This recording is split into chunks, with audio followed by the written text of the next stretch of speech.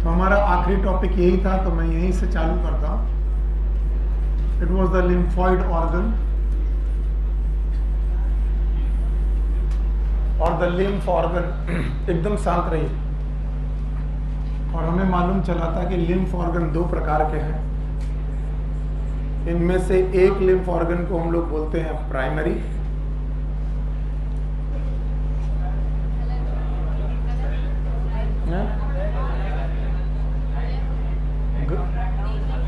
कोई बात नहीं है, पर ये डिस्टॉर्ट क्यों हो रहा है?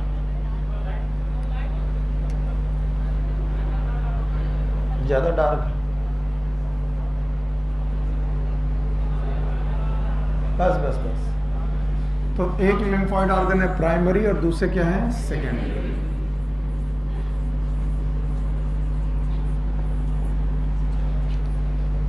प्राइमरी लिम्फॉइड ऑर्गन,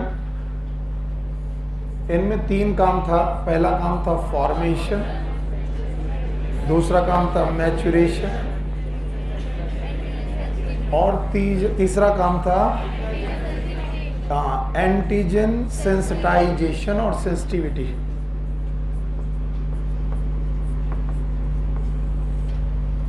तो formation, maturation and antigen sensitivity of किसकी? लिम्फोसाइट। लिम्फोसाइट के साथ तीन काम करना है। एक तो करना है फॉर्मेशन उनका, दूसरा काम करना है मैच्योरेशन और तीसरा एंटीजन सेंसिटिविटी। और सेकेंडरी वाले में जो था, इनमें क्या था? एंटीजन सेंसिटिव जो सेल्स थी। मिलकर बातें मत करो, एकदम बातें मत करो। जो एंटीजन सेंसिटिव सेल थी, चाहे वो टी सेल हो चाहे वो बी सेल हो, उनकी मुलाकात एंटीजन से कराते हैं। ये सेल, ये ऑर्गन एंटीजन से मुलाकात कराते हैं। और जब वो एंटीजन सेंसिटिव सेल एंटीजन के साथ मिलती हैं तो पैदा करती हैं इफेक्टर सेल।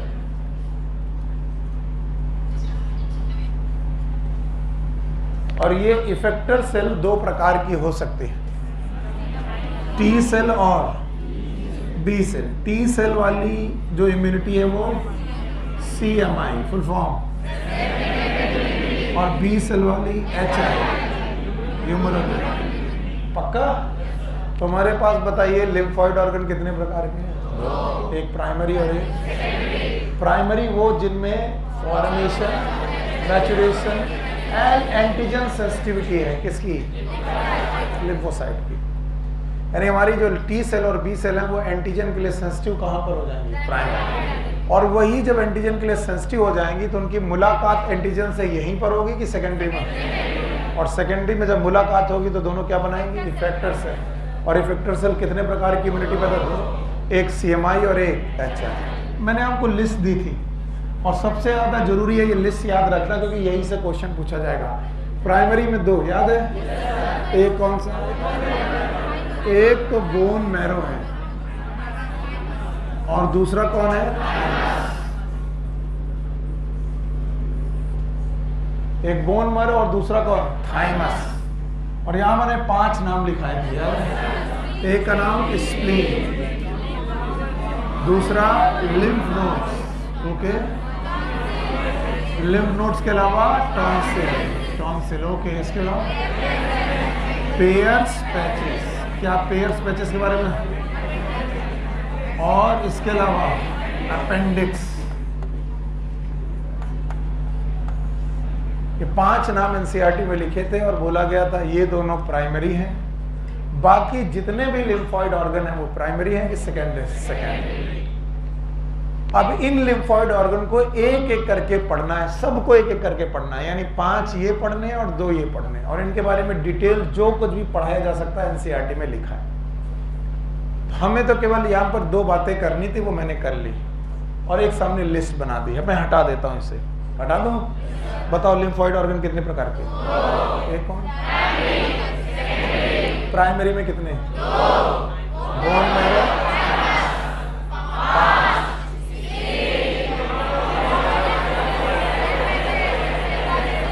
यहाँ पर लिम्फोसाइट बनेगी, मैच्योर होंगी, एंटीजन सेंसिटिव हो जाएंगी। कब आए तुम? अभी आए, खड़े हो। कितना नंबर आया पिछली बार?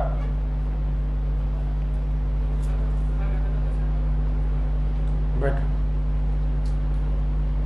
अच्छा भाई, इधर हम लोग बोले प्राइमरी के बाद कौन सा? सेकेंडरी। यहाँ पर एंटीजन सेंसिटिव सेल किससे मुलाकात करती है? एंटीजन से करती हैं। और मुलाकात करने के बाद दोनों एक आपस में जुड़ जाती हैं और फिर बनाती हैं इफेक्टर सेल। और इफेक्टर सेल दो प्रकार की इम्यूनिटी, CMI, HI। CMI की कितनी सेल? 4। Killer, helper, suppressor. बहुत सही है, बहुत बढ़िया। और HI में कितनी? 2। बोलो कौन?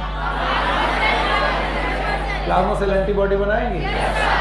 अब इनमें से एक एक करके सबको पढ़ना है। सबसे पहले पढ़ना है बोन मैरो। जो कुछ भी आपको बोन मैरो में आता है वो पढ़ डालो और पैराग्राफ में जो लिखा हुआ है, 2 लाइनें पैराग्राफ में लिखी हैं। याद रखना, the bone marrow are neurovascular tissue.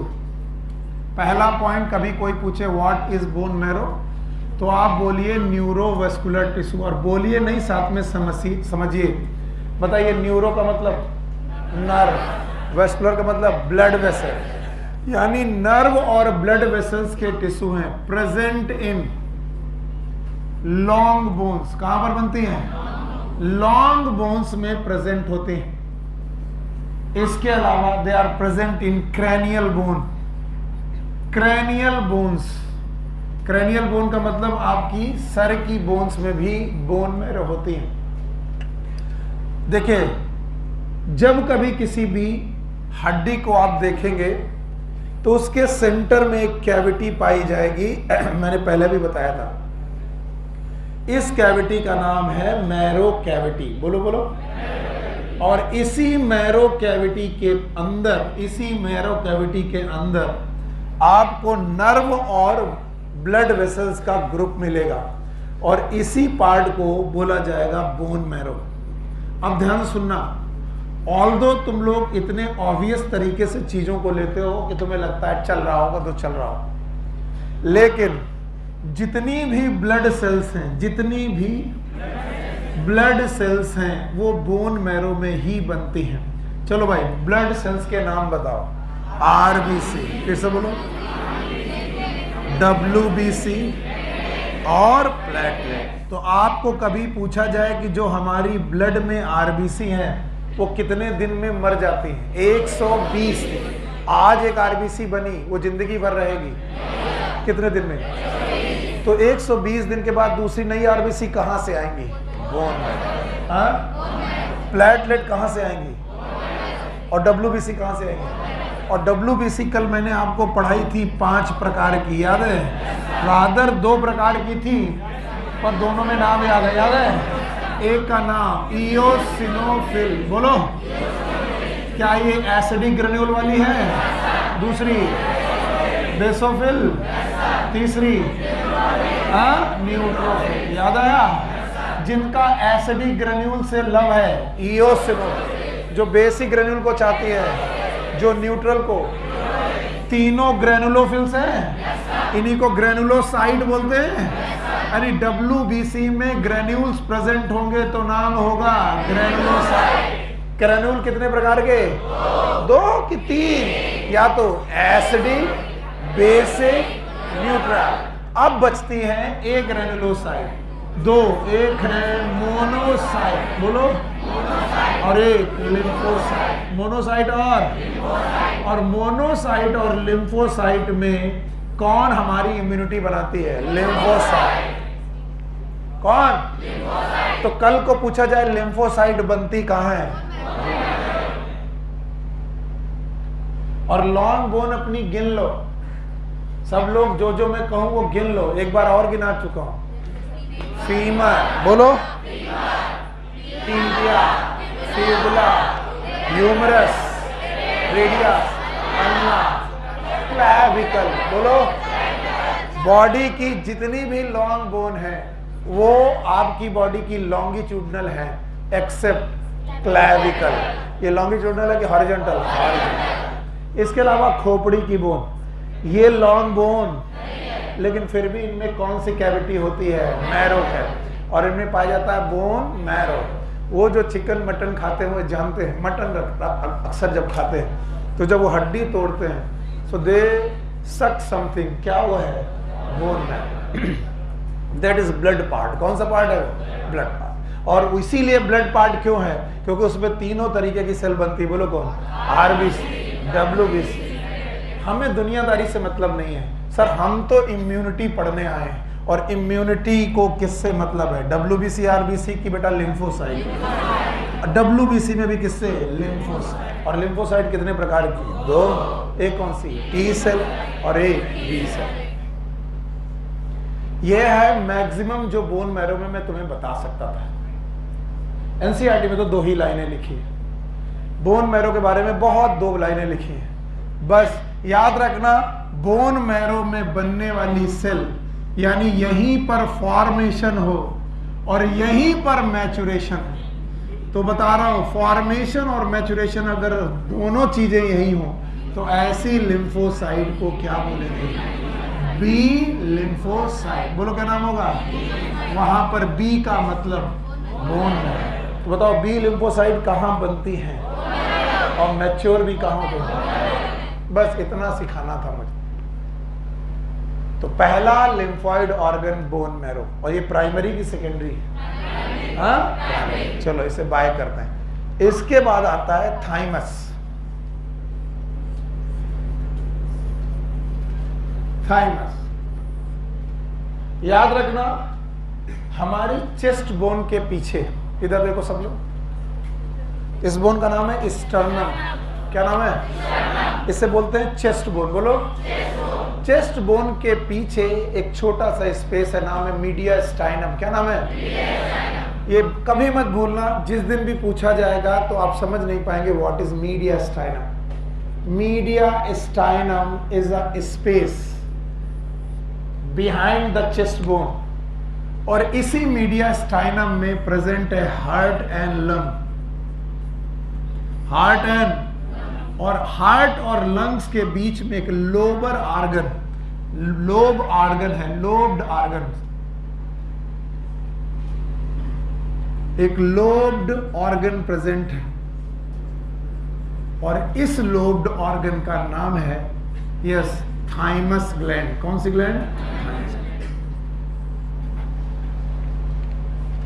सो अगर मैं तुमसे बोलूं कि मैं लंग्स को बना रहा हूं तो आप बोलेंगे ठीक है सर, लंग्स थोरेसिक कैविटी में होते हैं। फिर मैं बोलूं बेटा यहीं पर कहीं पर हार्ट होगा, ओके, हार्ट और लंग के बीच में कहीं पर एक ग्लैंड प्रेजेंट होगी, नाम क्या होगा, क्या नाम होगा, थाइमस ग्लैंड।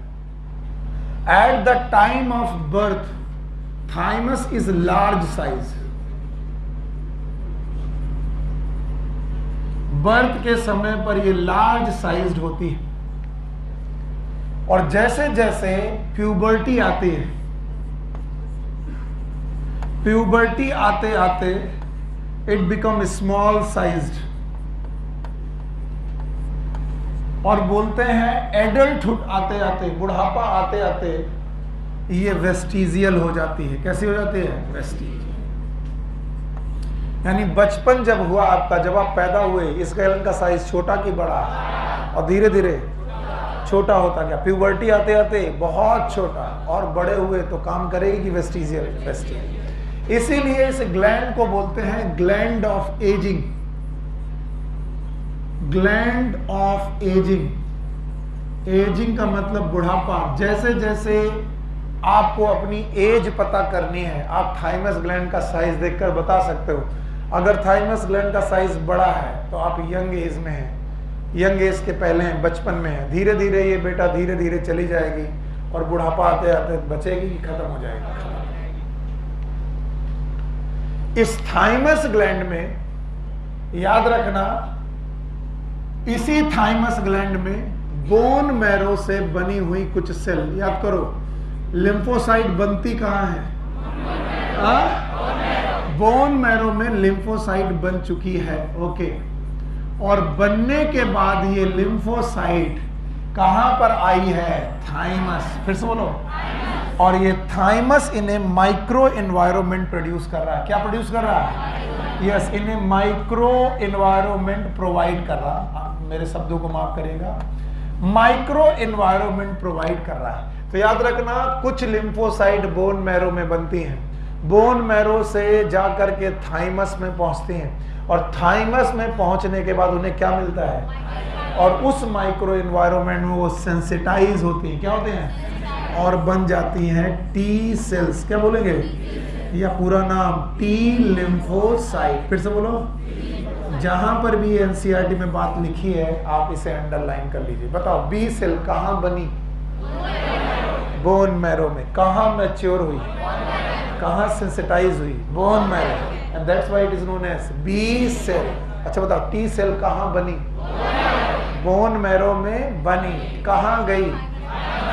थाइमस में। कैसा एनवायरनमेंट? और उस माइक्रो एनवायरनमेंट में वो बी सेल बनी कि टी सेल? मैच्योर हुई, सेंसिटाइज हुई, और किस में कन्वर्ट हुई? T cell, also known as T lymphocyte. बताइए, ये तुम्हारे जो थाइमस ग्लैंड है, थाइमस ग्लैंड, ये जितना ज्यादा आप बड़े होते जाएंगे उतनी बढ़ती जाएगी कि छोटी होती जाएगी? छोटी होती जाएगी। तो चलो भाई, दोनों प्राइमरी लिम्फॉइड ऑर्गन मुझे बताओ तो मैं आगे पढ़ूंगा। पहला लिम्फॉइड ऑर्गन बोन मैरो, याद रहेगा। दूसरा, मान लो तुम्हारा छोटा भाई या तुम्हारी छोटी बहन पूछ बैठे कि भैया मैंने अभी अभी पढ़ा है बोन मैरो क्या होता है, क्या बताओगे? आप बोलोगे आपकी बॉडी में लॉन्ग बोन्स होती हैं।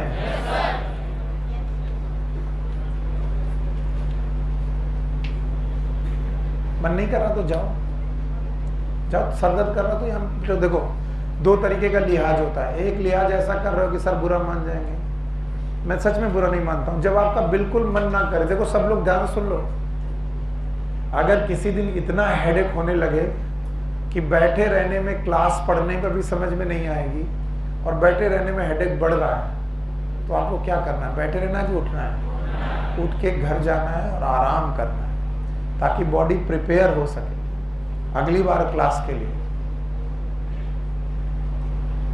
आप लोग बड़ा लिहाज करते हो, सर बुरा, मम्मी कुछ बुरा लगता ही नहीं। समझ में आए तो पढ़ो, नहीं समझ में आए तो काका दे में टीचर की कमी थोड़ी ना है। जहां पर कंकड़ मारोगे वो किसको लगेगा? या तो टीचर को या तो स्टूडेंट, है ना।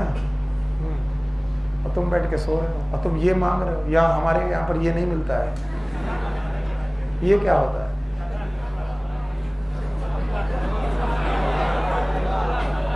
सर ये चाहिए, गंदे गंदे इशारे कर रहे हैं।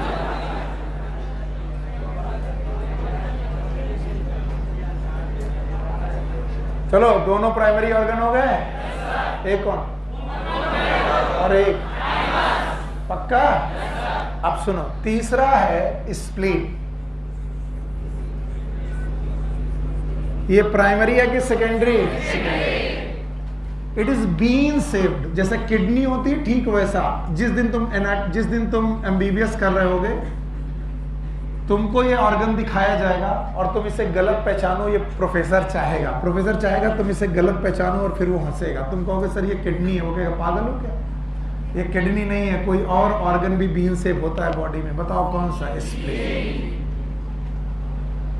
ये पैनक्रियाज के साथ अटैच्ड एक ऑर्गन है, ये मैंने बनाई है पैनक्रियाज। अब देखो, अब तुमको ऐसे दिखाई पड़ेगा।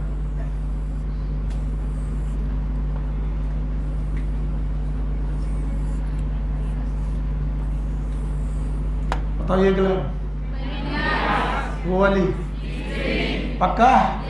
तो मैं आपको पोजीशन बता दे रहा हूं, वैसे बुक में लिखी नहीं है तो कोई जरूरत नहीं है, बस बुक में क्या लिखा है वो ध्यान देना। Spleen is been saved lymphoid organ.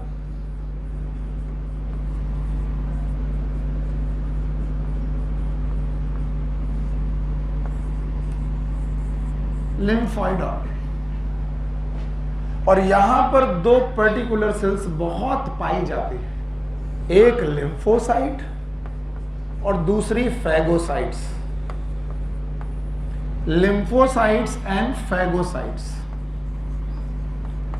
Phagocytes का मतलब होता है जो किसी भी दूसरे मटेरियल को खा जाए। इनमें से कुछ फैगोसाइट का नाम होता है मैक्रोफेजेस। नाम पहले सुना होगा, क्या नाम है? मैक्रोफेजेस। एनसीईआरटी में अंडरलाइन करते जाना। बताओ स्प्लीन कैसा ऑर्गन है और इसमें कितनी प्रकार की सेल है? मैं देखो पूछूंगा, मेरी गंदी आदत है, मैं पॉइंट में बताता हूं तो पॉइंट में पूछता हूं, और आपकी एनसीईआरटी में लिखा होता है वही पढ़ाता हूं, अलग से नहीं पढ़ाता। बताओ क्या 2 प्रकार की सेल हैं? दोनों के नाम बताओ। लिम्फोसाइट एंड, पक्का?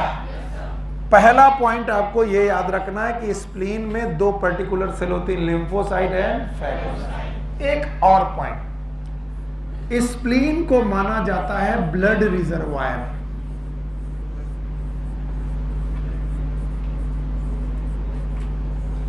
इसीलिए आपको मना किया जाता है कि लड़ाई करते वक्त किसी के पेट पे घुसा मत मारो, खासकर बाएं साइड तो मत मारो। अगर तुमने बाएं साइड, अब कुछ लोग सोचेंगे अच्छा बता दिया, बाएं ही मारेंगे।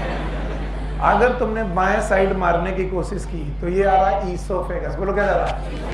ये क्या हुआ? स्टमक। ये क्या हुई? डियोडेनम। और यहाँ पैनक्रियास, यहाँ कहीं स्प्लीन। तो अगर इस स्प्लीन में बहुत तेजी से घुसा पड़े तो स्प्लीन रप्चर हो सकती है। क्या हो सकती है? और अगर स्प्लीन रप्चर हो गई, ध्यान सुनना, स्प्लीन रप्चर हो गई तो ये क्या है? और अगर ये ब्लड रिजर्वायर है तो बताइए ब्लीडिंग चालू होगी जो बाहर से अंदर की तरफ होगी, और इसे बोलेंगे इंटरनल ब्लीडिंग। बोलो। और ये बहुत फास्ट होगी क्योंकि ये क्या है? Blood reservoir. कभी कभी अचानक आप दौड़ते दौड़ते जा रहे हैं, एक टेबल रखी है, आपकी हाइट कम है और आप देख नहीं पाए और टेबल से लड़ गए। टेबल से लड़े और वो जो टेबल का कोना था आपको पेट में लगा। थोड़ी देर तक आपको कुछ पता ही नहीं चला और आप आगे बढ़ गए। कुछ देर बाद अचानक आप गिरे और बेहोश हो गए। बोले क्या हुआ? टेबल से लड़के कैसे बेहोश हो गया? एक्चुअली किस पे चोट पहुंची? It is a blood reservoir. क्या बोलेंगे? तो पहला पॉइंट, इसमें कौन कौन से सेल हैं? लिम्फोसाइट। दूसरा फैगोसाइट। और ये क्या होता है? तीसरा, ये काम करता है filtration of the blood born micro organism. Filtration of blood born micro organism. अगर माइक्रो ऑर्गेनिज्म कोई ब्लड में घुस गया है तो ब्लड अपना इस माइक्रो ऑर्गेनिज्म को कहां ले जाएगा? स्प्लीन। और स्प्लीन में एक छन्नी है कि ब्लड निकल जाएगा और कौन फंस जाएगा? माइक्रो। समझ गए? तो दूसरा काम ब्लड रिजर्वायर। पहला काम, पहला लिम्फोसाइट एंड फैगोसाइट। दूसरा, क्या ये ब्लड रिजर्वायर है? और एक काम और करता है, filtration of blood and micro. याद रहेगा? याद रखना, ये जगह ऐसी भी है जहां फॉर्मेशन ऑफ आरबीसी भी होता है। इसके पहले फॉर्मेशन ऑफ आरबीसी कहां पड़ा?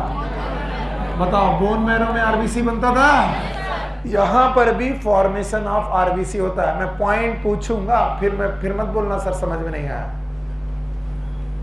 अब मैं बोलता हूं 4-5, आप लोग उसका मजाक बनाते हो। पहला पॉइंट ये है कि कैसा ऑर्गन है? बी से। लिम्फॉइड ऑर्गन है, पैनक्रियास के आसपास है। याद रखना, इसमें कितनी सेल हैं? एक। कौन? दूसरा, क्या ये ब्लड रिजर्वायर है? यस। क्या ये फिल्ट्रेशन ऑफ ब्लड करता है? और blood born micro, filtration of blood born नहीं लिखा मैंने, ब्लड बॉर्न माइक्रो ऑर्गेनिज्म। अगर कोई ब्लड में माइक्रो ऑर्गेनिज्म घुस गया है तो क्या उसे छाना जा सकता है? कहां पर छानेंगे? स्प्लीन। और एक क्या करता है? Formation of. ये एक काम और करता है, ध्यान सुनना। एक तो आरबीसी बना रहा, दूसरा अगर आरबीसी मर जा रही है, आरबीसी की डेथ होती जा रही है, तो मरी हुई आरबीसी को ये कलेक्ट भी करता है, मरी हुई आरबीसी को। और that's why it is also known as graveyard of RBC. RBC की कब्रगाह, ग्रेवयार्ड मतलब कब्र, ग्रेवयार्ड ऑफ आरबीसी। ये वाला पॉइंट एनसीईआरटी ने नहीं लिखा जो मैंने पीले रंग से लिखा है, ये सारे पॉइंट एनसीईआरटी ने लिखे हैं, आप अंडरलाइन कर लीजिए। यस, ग्रेवयार्ड आरबीसी लिखा है, लिखा है।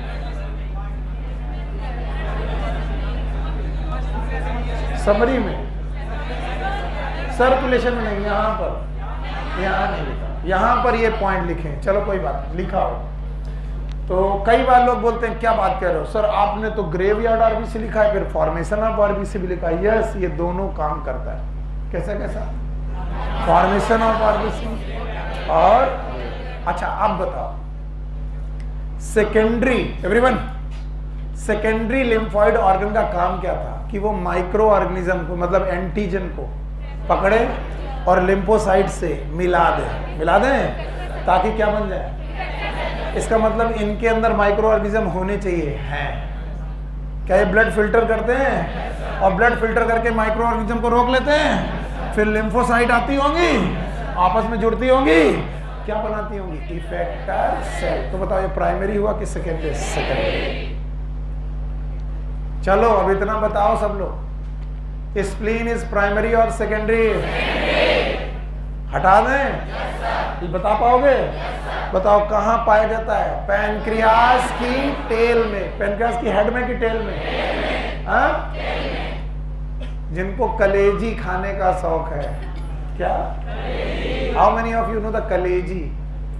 हाँ, सब नॉन वेजिटेरियन है।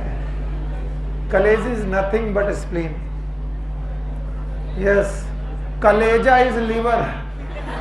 यस, जिगर इज लिवर।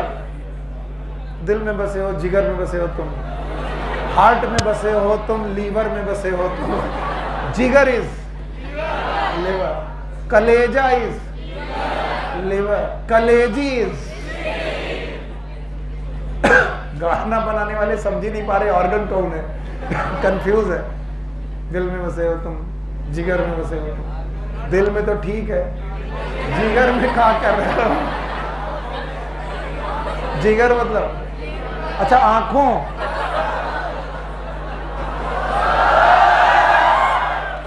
कितना मजा आ गया। हाँ हाँ, कुछ कुछ बाइल, खड़े हो खड़े हो खड़े हो खड़े हो। एक मिनट, कलेजे का सेंस उनका हार्ट से रहता है, तो कल को हम कहेंगे कि तुम्हारी नाक का सेंस हम हार्ट में आगे चले, तो नाक में बसे हो तुम, क्या कर रहे हो?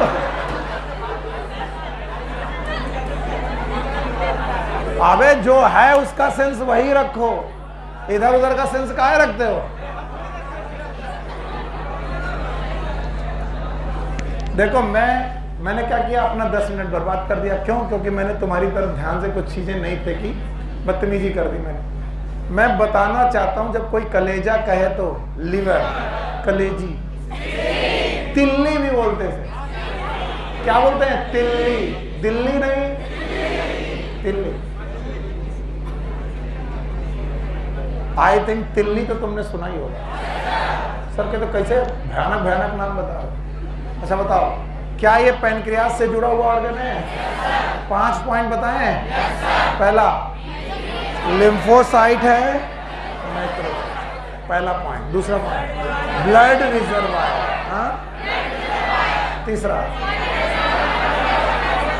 तीसरा काम है ये फिल्ट्रेशन करता है ब्लड का, यूरिन बनाता है। यस सर,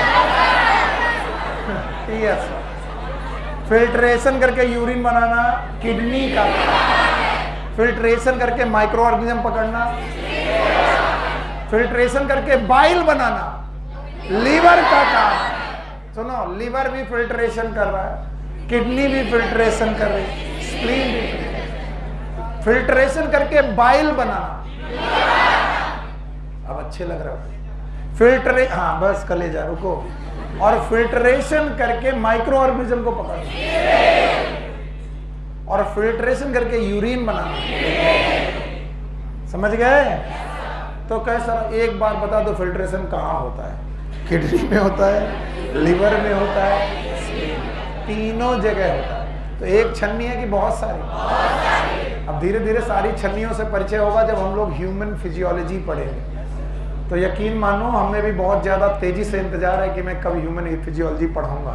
बस मेरे बीच में 2 यूनिट बाकी हैं, एक बायोमॉलिक्यूल सेल डिवीजन और फिर प्लांट फिजियोलॉजी। जैसे ही ख़त्म हो गई फिर हम क्या पढ़ेंगे? ह्यूमन। और मज़ा आएगा। क्यों मज़ा आएगा? क्योंकि अब हम हर चीज़ टटोल टटोल के देखेंगे कि कहाँ तिल्ली है, कहाँ दिल्ली है। ओहो, अच्छा, ये चिल्लाने वाली प्रथा काकादेव में कब से चालू हुई? हमारे समय पे तो बेटा चिल्ला सकता ही नहीं था बंदा।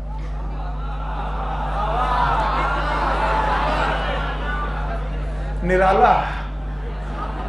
आओ, स्प्लीन के बाद आते हैं लिम्फ नोड्स।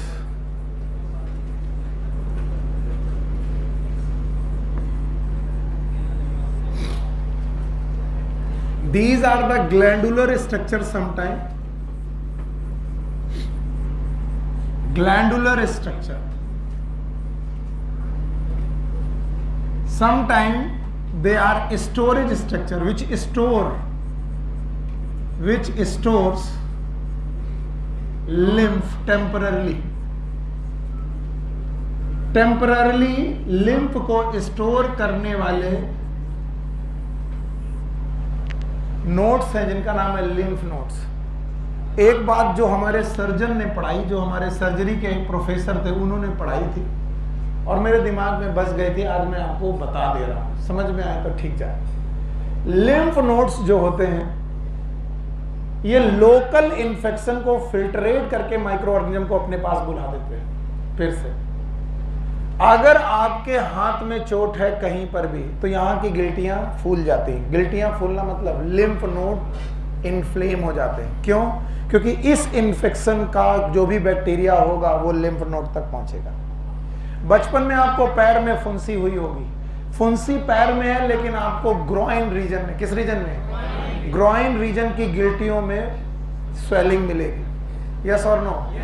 जुखाम होने पर आपके टॉन्सिल स्वेल कर जाते हैं क्योंकि जुखाम वाला बैक्टीरिया या वायरस पकड़ के कहाँ ला जाता है? टॉन्सिल। तो ये जितनी भी बॉडी में गिल्टियां हैं, क्या ये गिल्टियां नहीं है, और ये जो लिम्फ नोड है ये फिल्टरेशन करते हैं, याद रखना, और फिल्टरेशन करके माइक्रोब्स को इकट्ठा करते हैं और इन्हीं माइक्रोब्स के साथ लिम्फोसाइट का परिचय कराते हैं ताकि लिम्फोसाइट क्या बन सके? Effector cell. सौरभ उससे कहो कि बातें नहीं करे। याद रहे, लिम्फ नोड्स में ही एक लिम्फ नोड है जिनका नाम है टॉन्सिल्स। बोलो क्या? तो कोई पूछे what are the tonsils? These are the special lymph node of the neck और फेरेंजियल रीजन। नेक और फेरिंग्स रीजन के स्पेशल लिम्फ नोड का नाम क्या है? टॉन्सिल। 4 चीजें पढ़ा दी, बोलो कौन कौन? पता नहीं है। बोन मैरो, दूसरा थाइमस, स्प्लीन, लिम्फ नोड, और लिम्फ नोड में भी टॉन्सिल। आखिरी चीज जो मुझे पढ़ानी है, इट इज माल्ट, और इस पे क्वेश्चन आ चुका है। माल्ट फुल फॉर्म है म्यूकोसा एसोसिएटेड लिम्फोइड टिश्यू। याद रखना ये ऑर्गन नहीं है, ये टिश्यू है। याद करो डेफिनेशन, मैंने पढ़ाया था लिम्फेटिक सिस्टम में 4 चीजें आती हैं: ऑर्गन, टिश्यू, सेल, बायोमॉलिक्यूल का नाम एंटीबॉडी। पढ़ ली हमने। लिम्फोइड ऑर्गन अभी पढ़ रहे थे, पढ़ लिए। अभी क्या पढ़ रहा हूं? Malt tissue, mucosa associated lymphoid tissue.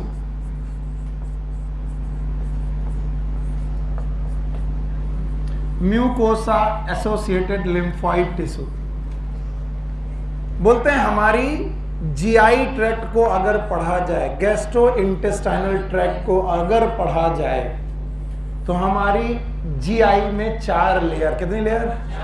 बाहर से चलने पर जो सबसे बाहरी लेयर मिलेगी, सेरोसा। बोलो thank you very much. Serosa के बाद it is muscularis, muscularis, thank you very much. और इसके बाद सब म्यूकोसा, और सब म्यूकोसा के बाद सबसे अंदर म्यूकोसा। तो बोलते हैं इस म्यूकोसा में कुछ पैचेस लाइक टिश्यू पाए जाते हैं, जैसे कि इंटेस्टाइन के पेयर्स पैचेस। बोलो कौन से?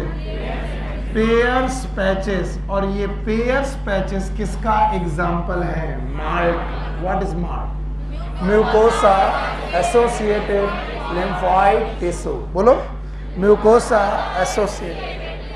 कई बार पेयर्स पैचेस म्यूकोसा और सब म्यूकोसा के बीच में होते हैं, तब भी उन्हें माल्ट माना जाएगा। क्या माना जाएगा? माल्ट। What is malt?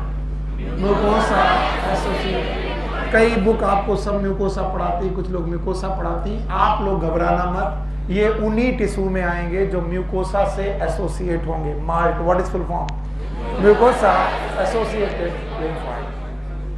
बोलते हैं जीआई ट्रैक्ट के अलावा यूरिनरी ट्रैक्ट में भी बेटा, यूरिनरी ट्रैक्ट की म्यूकोसा में भी लिम्फोइड टिश्यू होते हैं और रेस्पिरेटरी ट्रैक्ट की म्यूकोसा में भी, रेस्पिरेटरी ट्रैक्ट की म्यूकोसा में भी माल्ट होते हैं। What is malt?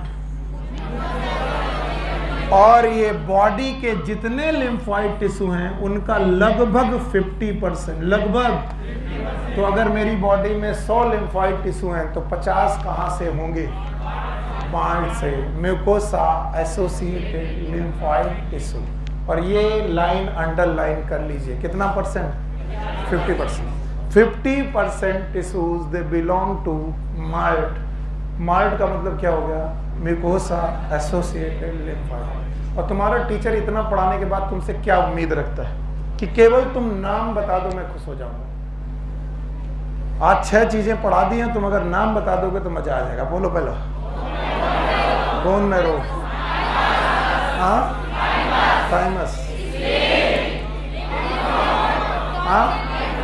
Lymph node, और माल्ट। माल्ट का फुल फॉर्म। अगर मैं किसी के दिन किसी भी राह चलते तुमसे पूछूं यार बोन मैरो में क्या होता है? बोन मैरो क्या होता है? क्या ये न्यूरोवेस्कुलर टिश्यू है? बस हमको इतना बता दो, खुश हो गए।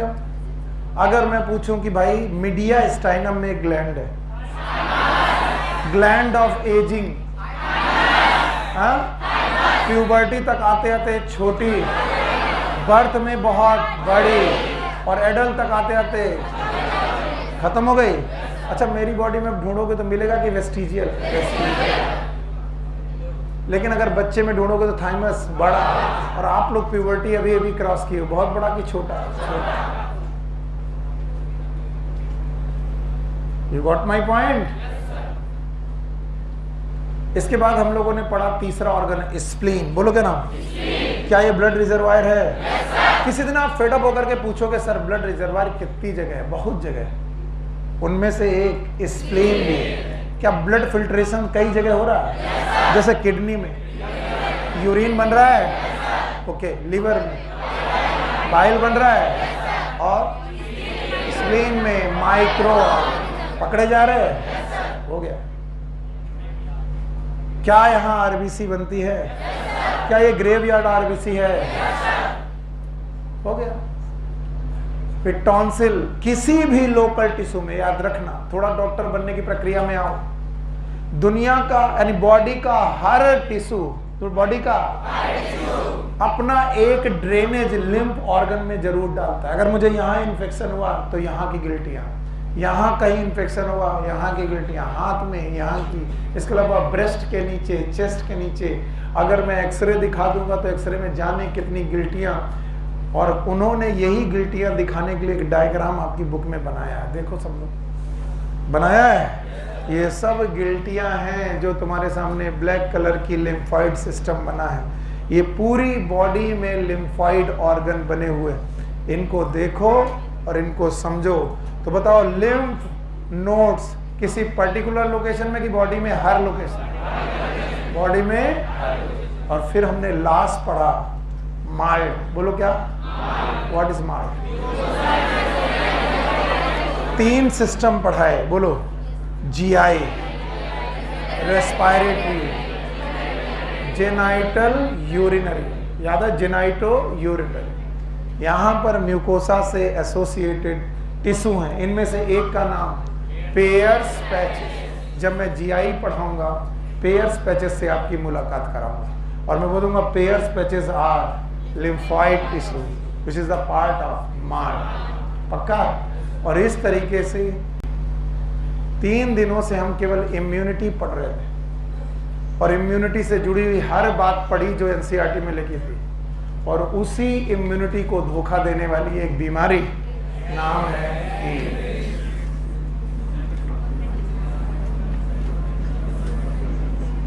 Ads. Full form acquired immunodeficiency syndrome.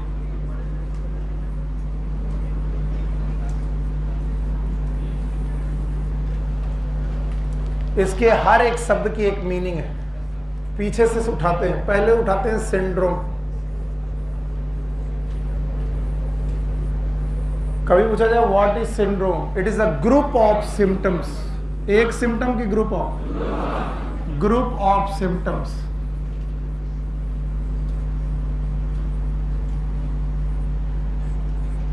related with different organ system।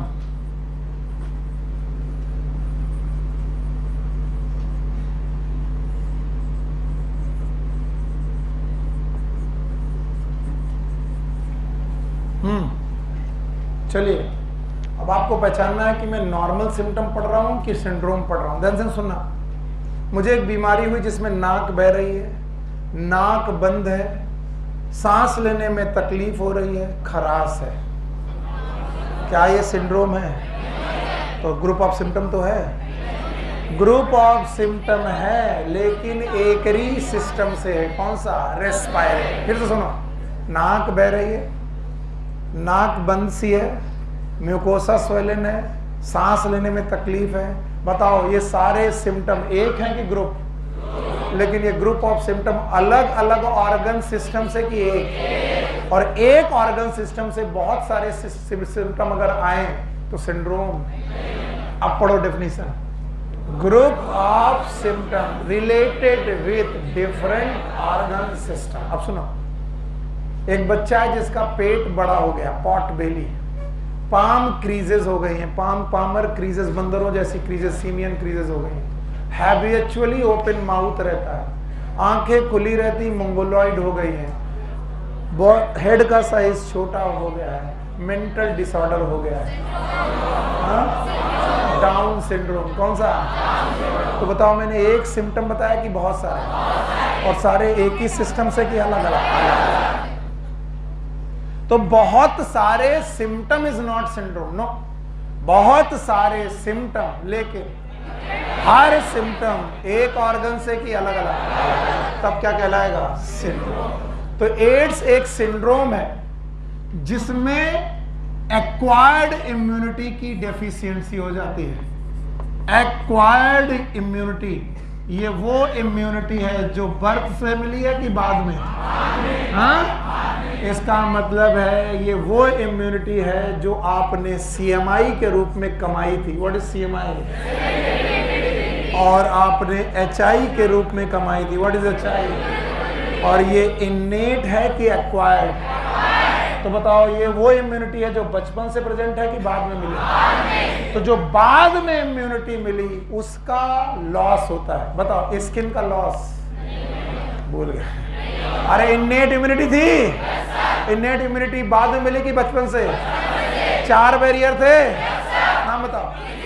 Physical barrier का लॉस, फिजियोलॉजिकल बैरियर का, सेलुलर का, साइटोकाइनिन का, मतलब इन्नेट इम्यूनिटी का लॉस। तो वो इम्यूनिटी जो हमें जन्म से मिली है उसका लॉस। हमें इसमें लॉस किसका होता है? एक्वायर। और हमने पढ़ी थी एक्वायर इम्यूनिटी को बनाने वाली सेल का नाम टी सेल। बोलो, और बी सेल। बताओ, टी सेल वाली इम्यूनिटी और बी सेल वाली। तो बताओ कौन कौन सी इम्यूनिटी गई? सारी इम्यूनिटी गई,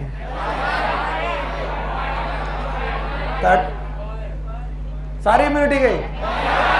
मम्मा ने हमें एंटीबॉडी भेजी थी, वो भी चली गई। स्किन भगवान ने दी थी, वो भी चली गई, नहीं गई। एड्स इतना खतरनाक नहीं कि स्किन खराब कर दे। हाँ, ये बात और है कि जब मर जाओगे तो फिर कुछ भी नहीं बचेगा। ऑल दो एड्स में कौन सी इम्यूनिटी जाती है? एक्वायर, पक्का। और बताओ बच्चा, अगर ये डिसीज है तो कितने पॉइंट? भूल ही गए, याद है? बोलो, कॉजल ऑर्गेनिज्म।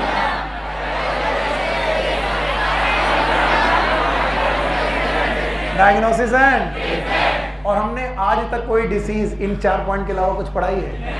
इतनी बड़ी डिसीज 4 पॉइंट में पढ़ लोगे? हाँ, देखते जाओ। अब दोबारा मैं एड्स लिख रहा हूं और तुमसे पूछता जाऊंगा कि मुझे क्या क्या लिखना है। एड्स में सबसे पहले लिखो कॉजल ऑर्गेनिज्म। बस जो भी यहां पढ़ना है थोड़ा डिटेल में पढ़ना है, इसलिए थोड़ी सी ये टाइम लगाती है। कॉजल ऑर्गेनिज्म में जो ऑर्गेनिज्म है इसका नाम है HIV। What is HIV? Human immunodeficiency virus.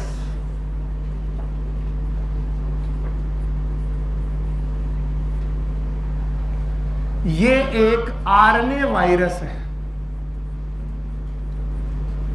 RNA virus है। और ऐसे वायरस जिनमें आरएनए जेनेटिक मटेरियल होता है, इन्हें हम लोग रेट्रो वायरस बोलते हैं।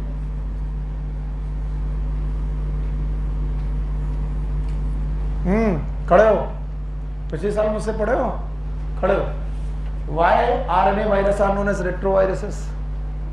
डंडा कहां गया भाई? उठाओ। ये वाला चैप्टर छूट गया था। ये किस में था?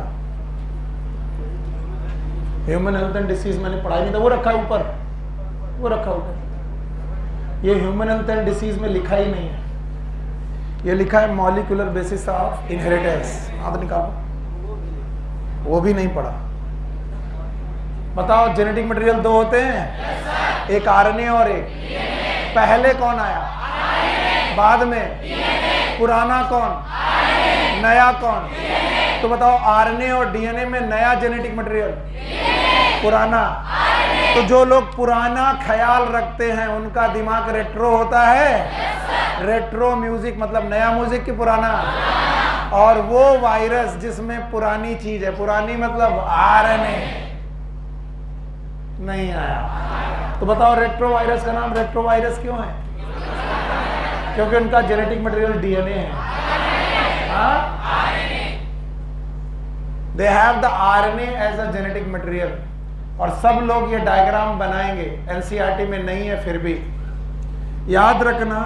ये एक ऐसा वायरस है जिसमें 2 सिंगल स्ट्रैंडेड आरएनए होते हैं, 2 आरएनए होते हैं, वो भी single stranded, along with enzyme known as reverse transcriptase। 2 single stranded RNA, double stranded की सिंगल स्ट्रैंडेड, एक आरएनए की 2। और इन दोनों आरएनए को चारों तरफ से कवर करती है प्रोटीन की लेयर।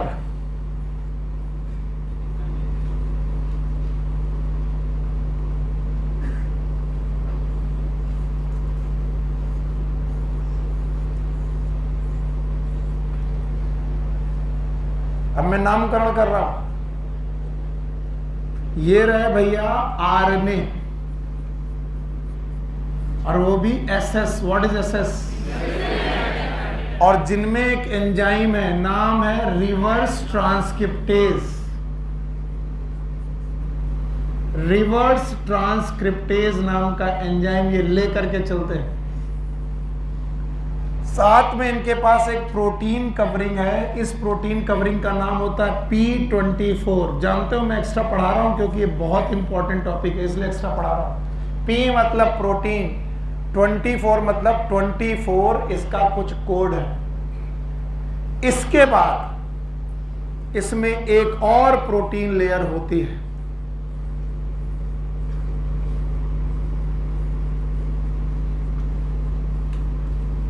आउटर प्रोटीन लेयर इसे बोलते हैं।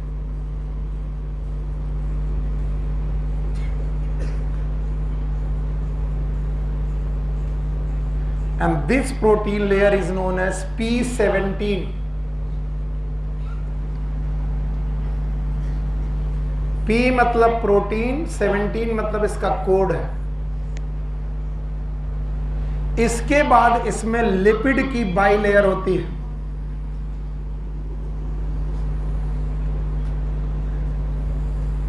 ये वायरस बहुत खतरनाक है, डायग्राम आना चाहिए। लिपिड की बाइलेयर होती है और इस लिपिड की बाइलेयर में ग्लाइकोप्रोटीन निकली होती है, कोरोना लाइक, पर ये कोरोना नहीं है, ग्लाइकोप्रोटीन निकली होती है।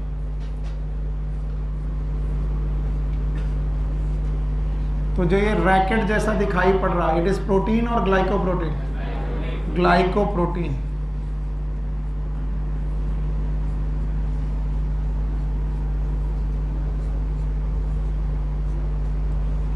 ये सब एक्स्ट्रा है, डीट में शायद ना आए, लेकिन आपको आना चाहिए।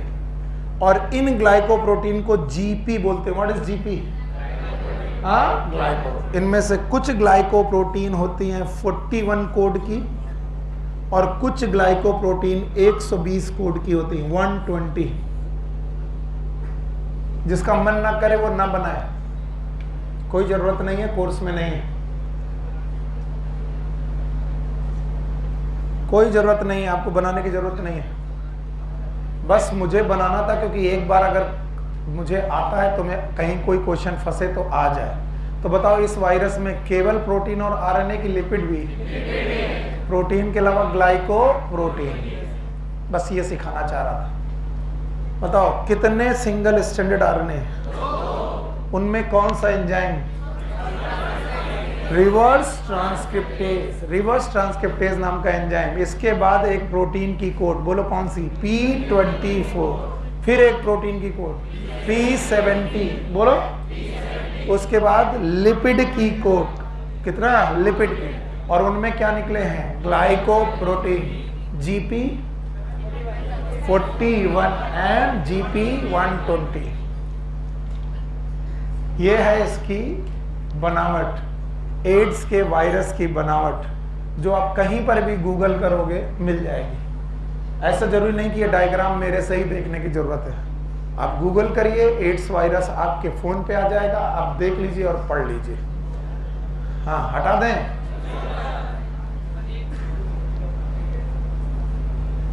देखो, हमारे साथ बनाओगे तो अच्छा रहेगा। चलो बनाओ। कितने आरएनए? देखो ऐसे बनाया जाता, 2 आरएनए, सिंगल की डबल, और इनमें कुछ अटैच्ड है। अब मैं नाम नहीं लिखूंगा, बताओ। Reverse transcriptase. 2 आरएनए हो गए। अब बताओ, इसके चारों तरफ प्रोटीन है।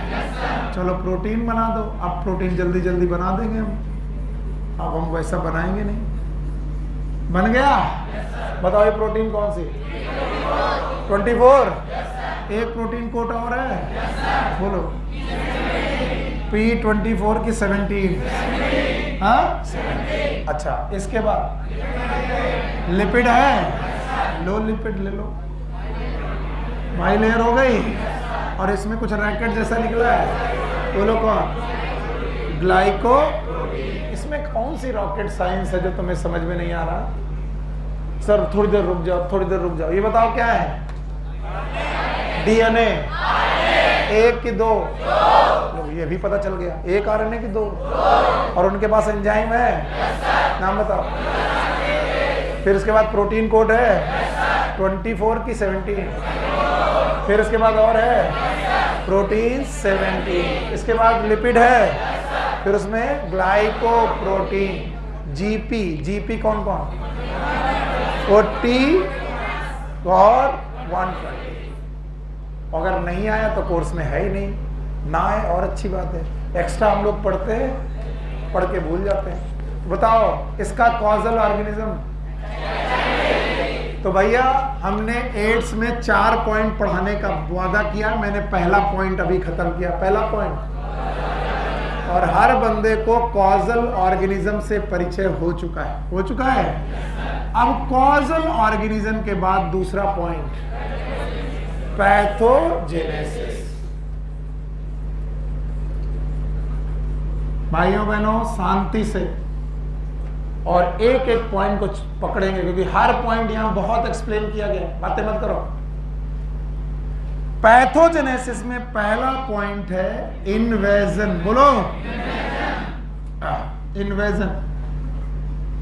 दूसरा पॉइंट एडाप्टेशन। तीसरा मल्टीप्लिकेशन। तो यहां एडाप्टेशन भी पढ़ाया है एनसीईआरटी ने कि कैसे ये एडाप्ट करता है, कैसे मल्टीप्लाई करता है। पहले मैं ये पॉइंट पूर्ण कर दूंगा, इन्वेजन ये हमारी बॉडी में कैसे घुस सकता है, इसको समझने के 4 तरीके।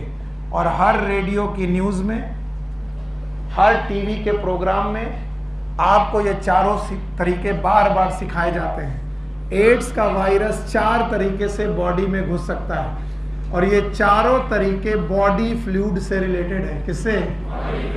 ये वायरस आपके बॉडी फ्लूइड में रहता है।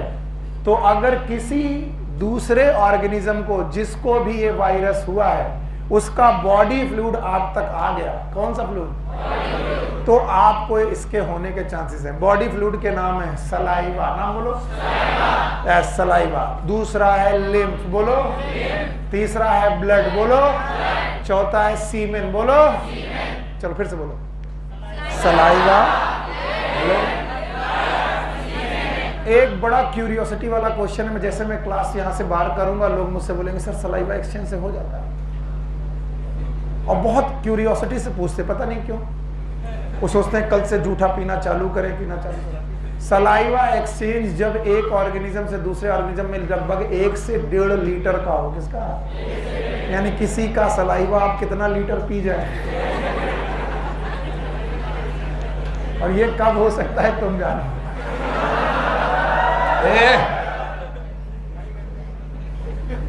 बॉडी फ्लूइड के थ्रू ये इन्वेड करता है, और इनमें से पहला तरीका है अनप्रोटेक्टेड सेक्स। एकदम बेटा शांत। Unprotected sex with multiple partner और द सिंगल पार्टनर और मल्टीपल पार्टनर। मल्टीपल पार्टनर से चांसेस थोड़े ज्यादा है। एकदम शांत रहो बेटा, क्लास को खराब मत करो, बाकी सब चीजें ठीक है। दूसरा पॉइंट है ब्लड ट्रांसफ्यूजन।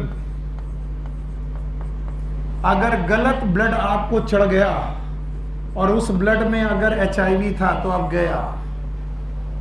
ब्लड ट्रांसफ्यूजन, और आजकल प्लाज्मा ट्रांसफ्यूजन भी बहुत चल रहा है। प्लाज्मा ट्रांसफ्यूजन, कोरोना डिसीज और डेंगू की वजह से आपको प्लेटलेट भी प्लाज्मा के रूप में चढ़ाई जा रही है, और एंटीबॉडी भी ट्रांसफ्यूजन की जा रही है। तो ब्लड ट्रांसफ्यूजन और प्लाज्मा ट्रांसफ्यूजन से भी हो सकता है। याद रखना, इन्फेक्टेड सिरिंज। कुछ गांव के क्वैक लोग होते हैं, इन्हें बोलते हैं झोला छाप डॉक्टर, और वो एक ही इंजेक्शन और सिरिंज से सारे पेशेंट को दवा लगाते रहते हैं। कोई धुलने वाले, उनके पास डिस्पोजेबल सिरिंज नहीं होती, उनके पास कुछ ग्लास की सिरिंज होती, दवा भरे, रामू को लगाया, फिर श्यामू को लगाया, फिर सबको उसी से लगाए पड़े हैं, और वो नीडल भी चेंज। तो बताओ, इन्फेक्टेड सिरिंज और नीडल अगर यूज की जाए, सिरिंज एंड नीडल, तो हो जाएगा। और याद रखना, थ्रू प्लेसेंटा, इन्फेक्टेड मदर अगर मां को है, to child through placenta.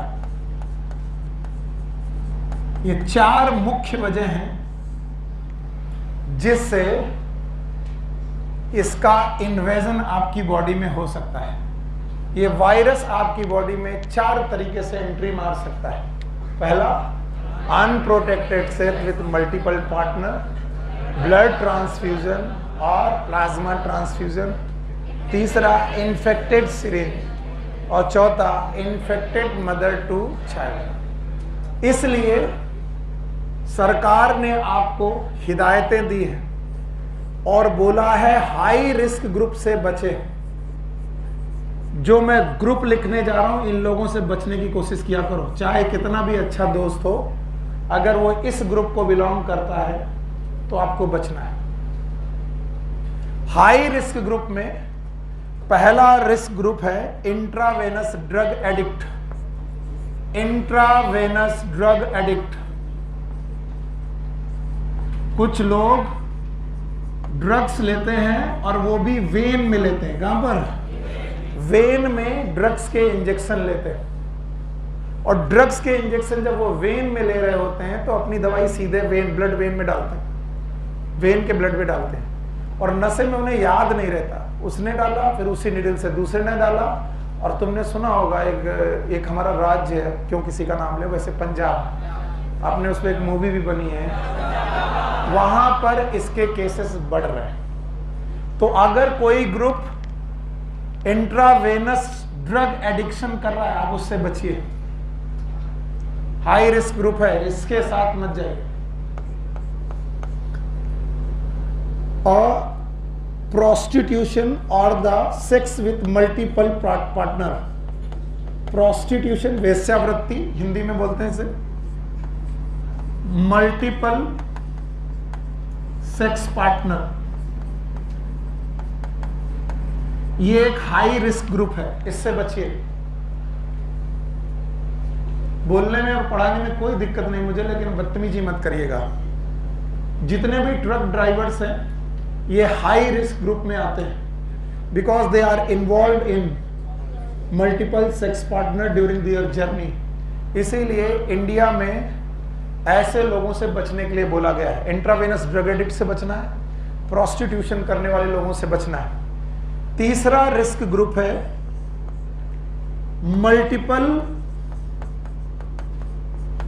Multiple blood transfusion, और इनमें इनका कोई दोष नहीं, ये सबसे बेचारे लोग हैं। तीसरा ग्रुप बहुत बेचारा लोग है, क्यों? क्योंकि ये वैसे भी परेशान है, इसको बार बार ब्लड चढ़वाना पड़ रहा है। और मल्टीपल ब्लड ट्रांसफ्यूजन कई जगह पर डलवाया जाता है, जैसे थैलासीमिया। बोलो कौन?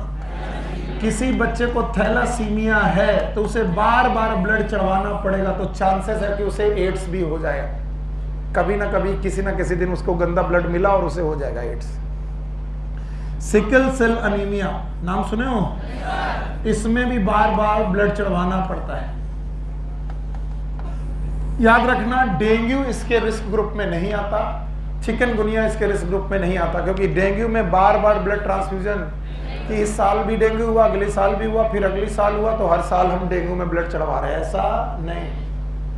और याद रखना, चौथा ग्रुप तो और भी दुखी आत्मा है। ये बेचारे वो बच्चे हैं जिनको मालूम नहीं था कि वो जिसकी माँ की कोख में है उसे क्या है? एड्स। तो these are the child to infected mother.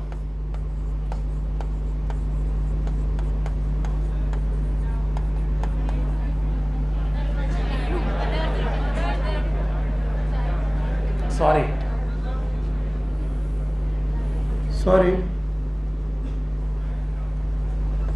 Child of infected mother. जितने भी इन्फेक्टेड मदर के बच्चे होंगे उनको हम लोग एक अनाथालय में रख देते हैं और सारे HIV वाले बच्चे वहीं रहने लगते हैं। तो ये एक हाई रिस्क ग्रुप है। 4 तरीके जिससे घुसता है और 4 हाई रिस्क ग्रुप जिनसे बचना है। आप किन से बचना है? इंट्रावेनस ड्रग एडिक्शन से बचिए, prostitution and multiple sex partner से बचिए, मल्टीपल ब्लड ट्रांसफ्यूजन से हो सके तो बचिए।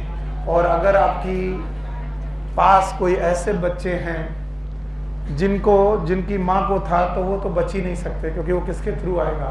प्लेसेंटा। तो इन्वेजन में इतनी बातें आपकी NCERT में लिखी हैं। एक भी बात मैंने अपने मन से नहीं लिखी, मैं बता दूं। इतनी बातें NCERT में लिखी हैं। वापस करोगे? करोगे? चलो अब करो। बताओ पहले कॉजल ऑर्गेनिज्म याद है? बोलो। स्ट्रक्चर याद है? आरएनए 1 की 2, रिवर्स ट्रांसक्रिप्टेज है, प्रोटीन कोड है, दूसरा प्रोटीन कोड है, लिपिड है, ग्लाइकोप्रोटीन है। Thank you very much. Enzyme का नाम रिवर्स ट्रांसक्रिप्टेज। HIV हो गया। कॉजल ऑर्गेनिज्म में इतनी बात हो गई। दूसरा पैथोजेनेसिस। पैथोजेनेसिस के 3 पॉइंट, इन्वेजन, एडाप्टेशन, मल्टीप्लिकेशन। अभी मैंने क्या पढ़ा? इन्वेजन। आपकी बॉडी में ये कितने तरीके से घुस सकता है? 4 तरीके से घुस सकता है। पहला अनप्रोटेक्टेड सेक्स, दूसरा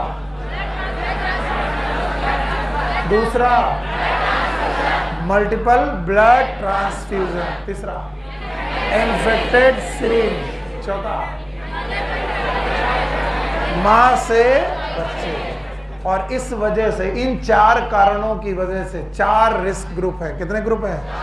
इनको अवॉइड करने की कोशिश करिए। पहला, किसी भी तरीके के नशे से बचिए, क्योंकि एक नशा दूसरे नशे को जन्म देता है। आपने कहा सर हमने गुटखा खाना चालू किया, फिर सिगरेट पीनी चालू की, फिर शराब पीनी चालू की, फिर सर चरस गांजा, और उसके बाद कब पता नहीं चला हमने आईवी ली, और फिर पता नहीं कब चला कि कब क्या हो गया। तो एक नशा दूसरे नशे को जन्म देता है।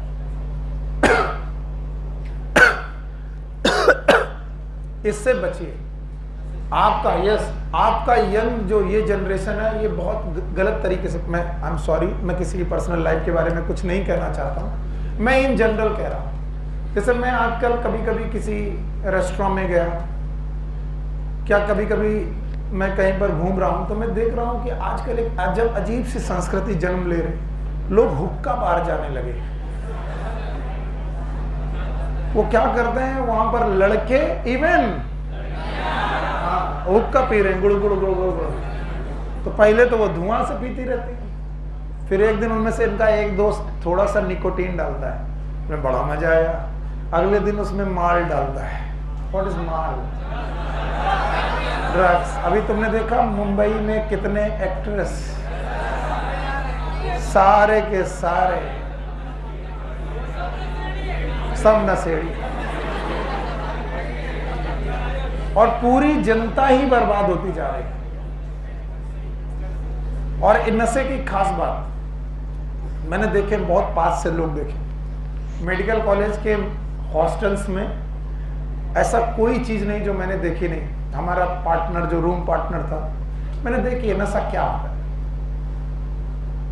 आदमी चालू करता है तो उस समय कहता है बस थोड़ा सा यार, ज्यादा नहीं, और करते करते वो शाम को 7 बजे बैठा और रात को 2 बजे तक केवल, और फिर उसके बाद वो लौट गया, उसकी पेशाब छूट गई, उसकी पॉटी छूट गई, कपड़े गंदे हो गए, सुबह उठा, बोला ये क्या था? क्योंकि नशे में सारे इंस्पिंक्टर बंद होते कि खुल जाते हैं, और जो कुछ भरा है वो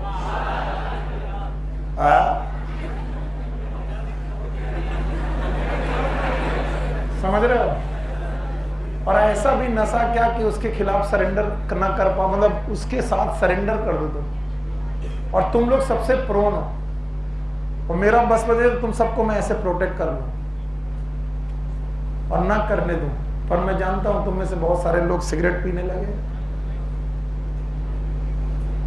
बंद कर दो इसे। बहुत सारे लोग गुटखा खाने लगे, राजन बंद करो।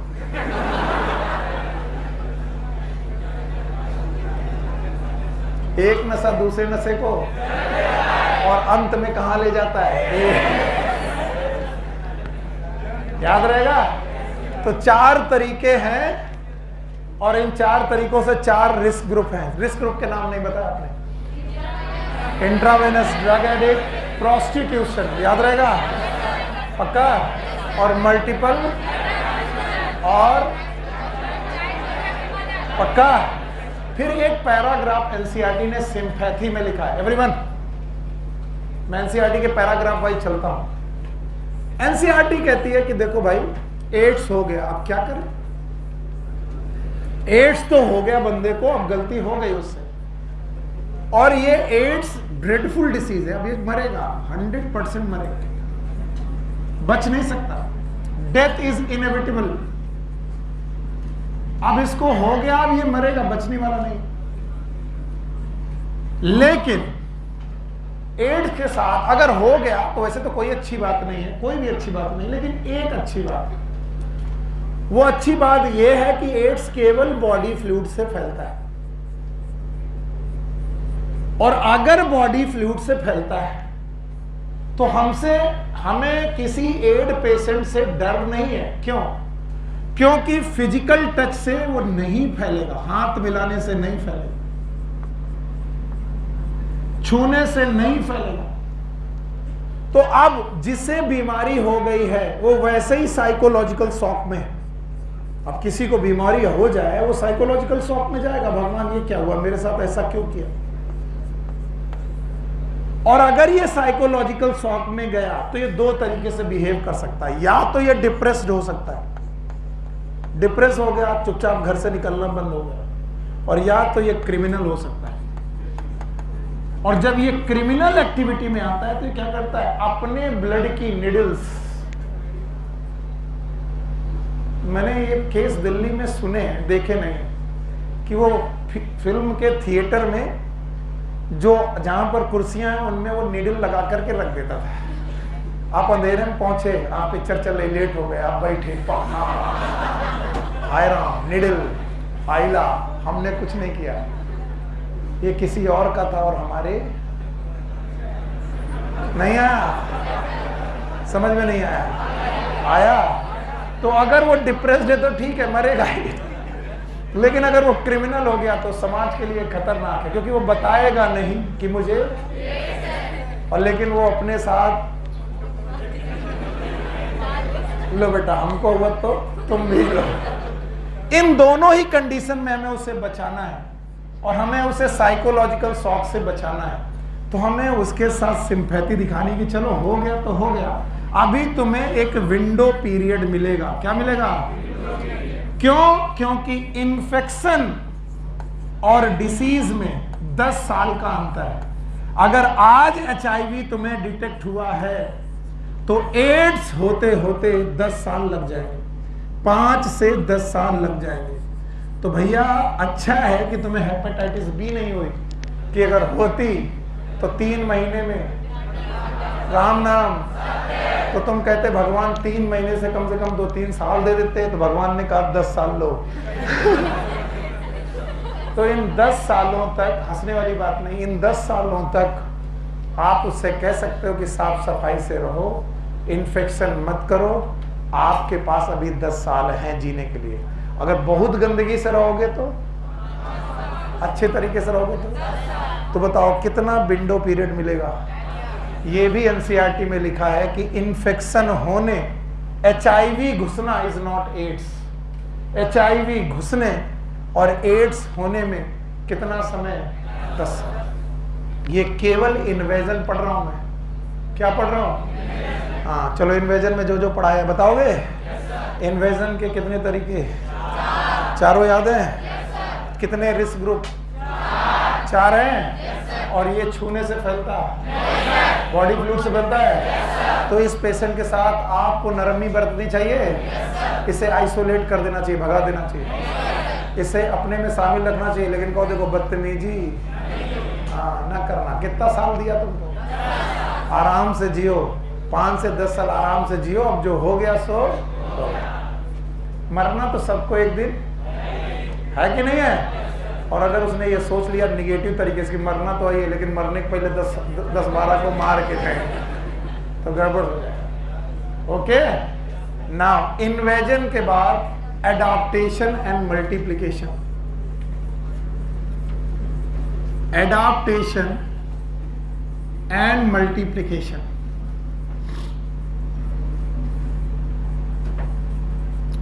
तो मुझे बताओ वायरस कहां तक पहुंच चुका है? वायरस पहुंच चुका है बॉडी फ्लूइड में। कहां पर पहुंच चुका है?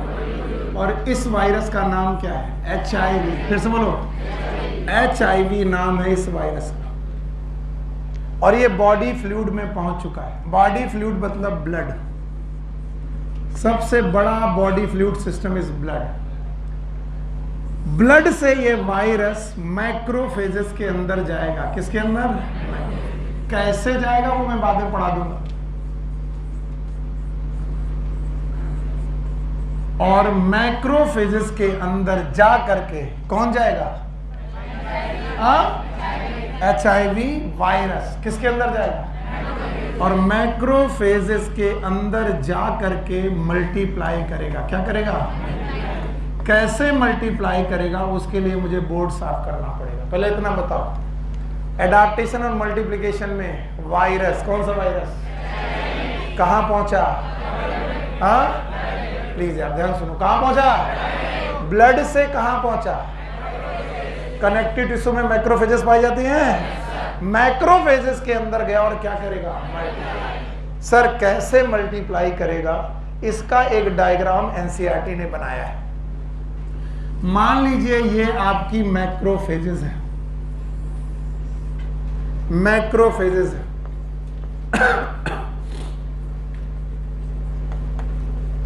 और ये मैक्रोफेजेस का न्यूक्लियस और ये मैक्रोफेजेस का डीएनए।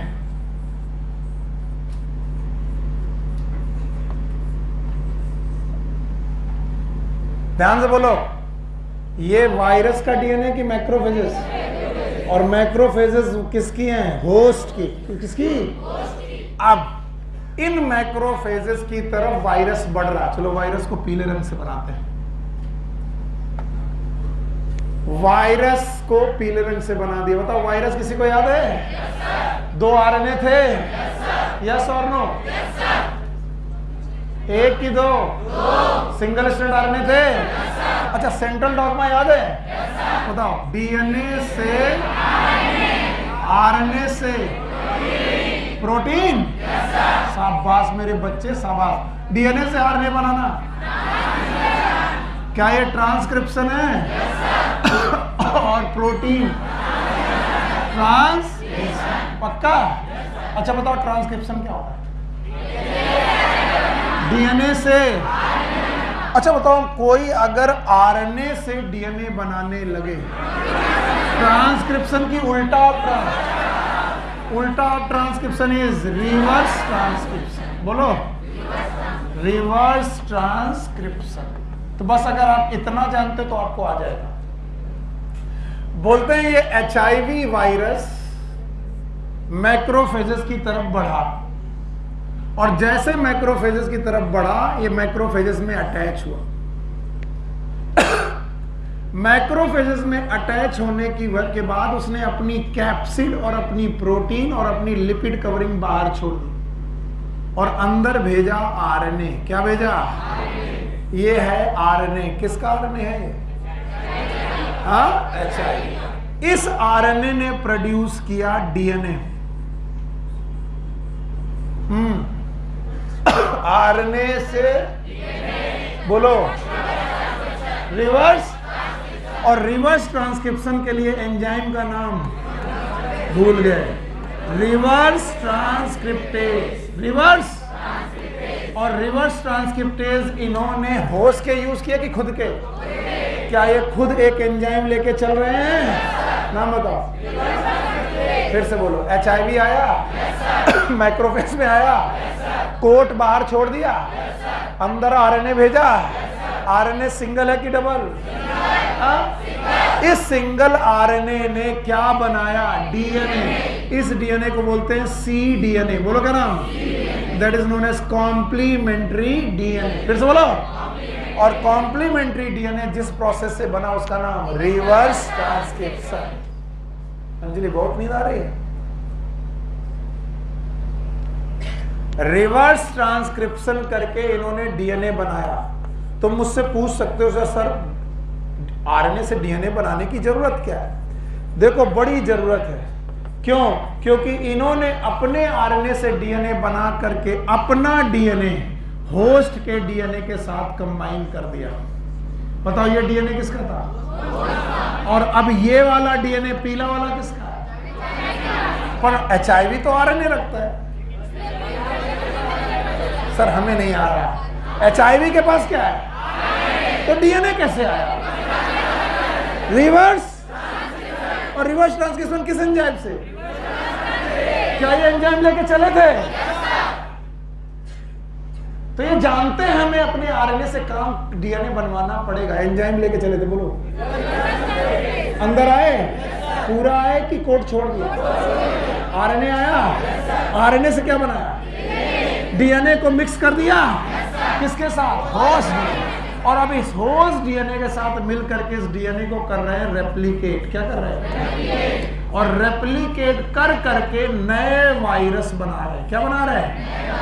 नए वायरस पैदा कर रहे हैं। वायरस कौन से वायरस? HIV। और इस वजह से हर माइक्रोफेज एक HIV फैक्ट्री बन गई है। क्या बन गई? लेकिन एक हो गया कि हजारों। कहां पर? मैक्रोफेज। ये है एडाप्टेशन एंड मल्टीप्लिकेशन। पर हमको नहीं समझ में आया। चलो बताओ, HIV वायरस कहां गया? सबसे पहले ब्लड में आया, ब्लड में घूमता रहा, ब्लड को छोड़कर मैक्रोफेज में घुसा, मैक्रोफेज में घुसा तो पूरा घुसा कि कोट छोड़ दिया? आरएनए घुसाया, आरएनए में एंजाइम था, रिवर्स ट्रांसक्रिप्टेज। आरएनए से क्या बनाया? ये डीएनए होस्ट का कि खुद का? cDNA है, नाम है कॉम्प्लीमेंट्री डीएनए। इस कॉम्प्लीमेंट्री डीएनए को होस्ट डीएनए के साथ मिक्स किया, फिर क्या किया? रेप्लिकेशन। नए डीएनए बनाए, और जितने डीएनए बनाए उतने HIV वायरस। पक्का? और जब ये HIV वायरस बने तो ये मैक्रोफेज को फाड़ दिए, मैक्रोफेज को फाड़ दिए। और अब यहां से HIV वायरस एक निकला कि हजारों में? इसका मतलब हर माइक्रोफेज एक कैसी फैक्ट्री है? कौन सी फैक्ट्री?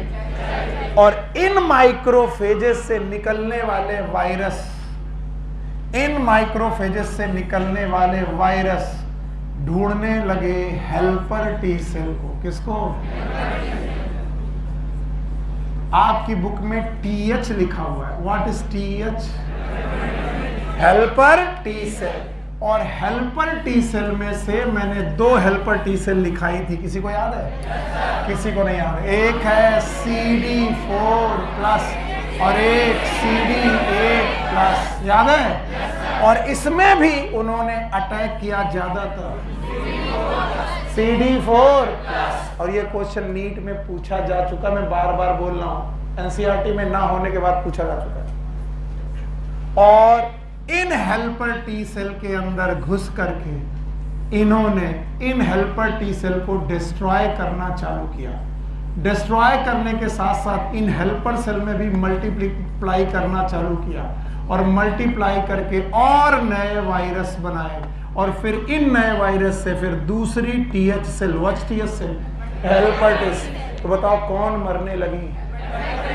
और अगर हेल्पर टी सेल मरने लगी, ध्यान से सुनना, तो बताओ किलर सेल काम करेगी कि नहीं? नहीं करेगी। प्लाज्मा सेल, प्लाज्मा सेल काम नहीं करेगी तो एंटीबॉडी और CMI HI, तो CMI HI हुआ कि नहीं हुआ? और अगर नहीं हुआ तो एक्वायर्ड इम्यूनिटी बच्ची की खत्म। इसी का नाम एक्वायर्ड इम्यूनो डेफिशिएंसी सिंड्रोम।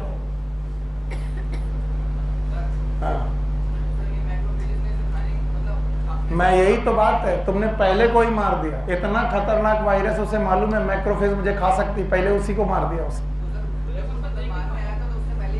क्यों? क्योंकि उनके पास ग्लाइकोप्रोटीन भगवान ने इसीलिए दिए हैं, और ये ग्लाइकोप्रोटीन से उन्होंने अपने आप को इम्यून किया और माइक्रोफेज के अंदर घुसने और उनमें अटैच होने के लिए। याद करो, मैंने कहा था किसी भी मेम्ब्रेन में जो ग्लाइकोप्रोटीन होता है, कौन सा? वो उसको रिसेप्टर कंडीशन देता है। क्या देता है? रिसेप्टर। और इसी वजह से ये वायरस इतना खतरनाक है कि वो किसी भी मैक्रोफेज में पहले ही अटैक कर देता है, इसके पहले कि मैक्रोफेज उसे पहचाने कि वो फॉरेन है। वरना इतना वायरस आसान होता तो फिर काहे को? फिर तो जुकाम की तरह होता, हो गया तो हो गया सर, अगली बार फिर देखेंगे। कितनी नॉर्मल वायरस में कितनी चीजें होती हैं? 2, या तो प्रोटीन या तो न्यूक्लिक एसिड। इसमें 2 हैं कि 4? और RNA भी, फिर एक प्रोटीन, फिर एक और फिर ग्लाइकोप्रोटीन। और इतना खतरनाक वायरस है कि आपके इम्यून सिस्टम को शुरुआत में धोखा दे देता है। और धोखा देने में सबसे पहले किसे अटैक करता है? मैक्रोफेज। और मैक्रोफेज के अंदर अपना क्या डालता है? आरएनए। और आरएनए से क्या कहता है? बनाओ डीएनए। और डीएनए बनाकर किसके अंदर घुसता है? मैक्रोफेज के डीएनए। और डीएनए के साथ क्या करता है? मल्टीप्लाई। और एक घुसा और 1000 निकला। तो बताओ, एक बंदा हर मैक्रोफेज में एक बार से बहुत बार डिवाइड होता है। इसका मतलब हर मैक्रोफेज उसके लिए क्या काम करती है? फैक्ट्री। तो आप गए, एक निकले 1000, 10,000। इसका मतलब मैक्रोफेज उसके लिए डर की बात है कि फॉर्मेशन की है। तो जितने मैक्रोफेज हो गए उनमें वो उतना मल्टीप्लाई। और फिर मैक्रोफेज से निकल के कहां घुसेगा? Helper T cell. और हेल्पर टी सेल के अंदर घुस करके उनको मारने लगेगा और वहां भी मल्टीप्लाई करेगा। तो बताओ, CD4 सेल बढ़ने लगेगी, कम होने लगेगी? हमसे पूछो भूमिका, वो नहीं बता पाएगी। बताओ, खड़े हो। क्यों? कोई देखो, कोई भी क्वेश्चन आपके मन में आए तो आप पूछो। यहां कोई मजाक नहीं कर सकता जब तक मैं नहीं चाहूंगा। पूछो। हमें किस स्टेज में पता लगेगा? जब हमें इन सारी समस्याओं की वजह से सिम्टम आने लगेंगे। अभी तो मैं सिम्टम तक पहुंचा नहीं हूं ना बिटिया, समय तो दो। पहला क्या था? Causal organism. पहला क्या था? दूसरा पैथोजेनिसिस में कितने part? 3। Number 1 invasion, adaptation, multiplication. जब ये हो जाएगा तो क्या आएंगे? Sign and symptom. वहां तक तो पहुंचने दो। अभी यहां तक ही मेरे को तुमने रोक दिया। चलो आओ, अब बताओ। कॉजल ऑर्गेनिज्म HIV है? वेरी गुड, HIV हो गया, शाबाश। कॉजल ऑर्गेनिज्म हो गया। उसका डायग्राम दिमाग में है? मुझे नहीं पूछना। आया? इन्वेजन के कितने तरीके? चारों याद है? रिस्क ग्रुप कितने? हाँ, चारों दोनों याद है? बताओ, इसके पास कितना समय है? 5 से 10 साल। इन 5 से 10 साल के अंदर वायरस बॉडी में क्या घटनाएं कर रहा है? ये कर रहा है, एडाप्ट कर रहा है, मल्टीप्लाई कर रहा है। एडाप्ट कर रहा है और मल्टीप्लाई कर रहा है। बहुत फास्ट की स्लोली? कितने साल? 5 से 10 साल। पहले वो किस पे अटैक कर रहा है? टी सेल की मैक्रोवेज। मैक्रोवेज में पूरा घुस रहा कि कोड बाहर छोड़ रहा?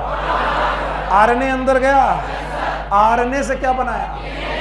डीएनए से आरएनए बनना ट्रांसक्रिप्शन। तो आरएनए से डीएनए। रिवर्स ट्रांसक्रिप्शन के लिए एंजाइम है, नाम है रिवर्स ट्रांसक्रिप्टेज। डीएनए बना। ये वायरल डीएनए था, वहीं पर मैक्रोफेज का डीएनए था। दोनों मिक्स हो गए और मिक्स होकर के बनाने लगे नए वायरस। तो बताओ, वायरस एक बने कि हजारों? तो हर मैक्रोफेज में एक वायरस के हजारों। तो मैक्रोफेज फैक्ट्री की तरह काम करने लगा वायरस बनाने की। वायरस घुसा एक था, मल्टीप्लाई करके 1000। और ये क्या? वायरस निकलने लगे और निकल के किस पे अटैक करने लगे? Helper T cell. कितने प्रकार की? 2। CD4 plus CD8 plus. सुने हो? और जब इन पे अटैक करने लगा तो कौन ज्यादा मरने लगी? और कल ही पढ़ा दिया था मैंने, इसीलिए इम्यूनिटी में इतना समय लिया था मैं। अगर हेल्पर सेल काम करना बंद हो जाए तो किलर, प्लाज्मा, CMI, HI, तो हमारी एक्वायर्ड इम्यूनिटी बची की जाने लगी। एकदम अचानक ही, धीरे धीरे। कितने साल में? 5 से 10 साल। CMI और HI चली गई। सर, हमें पता कैसा लगेगा? इस इन्फेक्शन के दौरान कुछ साइन एंड सिम्टम्स उठेंगे और इन सिम्टम्स में 3 सिम्टम्स बहुत ज्यादा प्रिवेलिंग हैं। बार बार आपको फीवर आने लगेगा, बाउट्स ऑफ फीवर। यही बात लिखी होगी एनसीईआरटी में, अंडरलाइन कर लेना, बाउट्स ऑफ फीवर। हर 1-2 दिन में फीवर आने लगा, जैसे मलेरिया हो गया। Bouts of fever. आपको डायरिया होने लगेगा, अचानक आपको पेट खराब रहने लगेगा, डायरिया होने लगे। और तीसरा, वेट लॉस बहुत तेजी से होने लगेगा, लॉस ऑफ एपेटाइट होने लगेगा।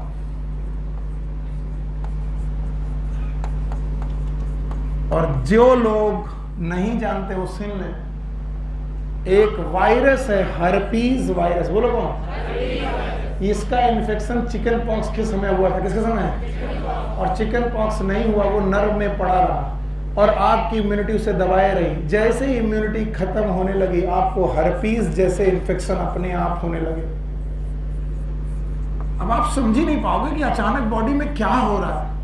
वजन गिरता जा रहा है, बार बार फीवर हो रहा है, डायरिया हो रही है, वेट लॉस हो रहा है, कई केसेस में तो लॉस ऑफ एपेटाइट भी है, भूख लगना बंद हो रही है। लिखा है लॉस ऑफ एपेटाइट, लिख दिया।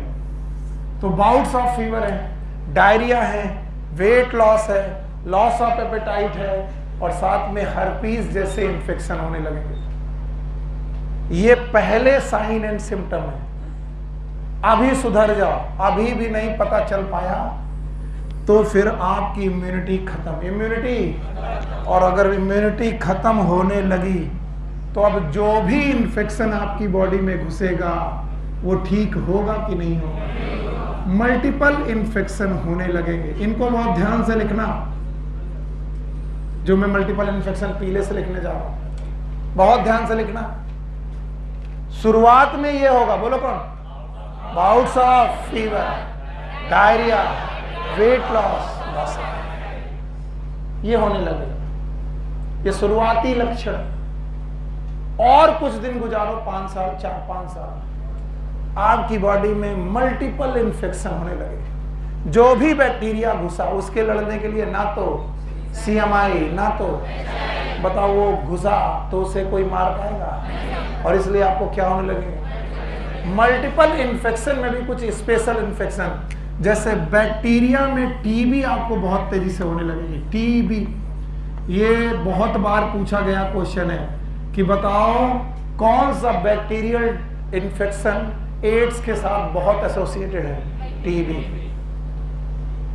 ट्यूबरकुलोसिस ऐसे लोगों को बहुत ज्यादा होने लगती है जिनको एड्स होने लगता है। इसके अलावा आपको वायरल डिसीज होने लगेगी। इसके अलावा आपको फंगल डिसीज होने लगेंगी।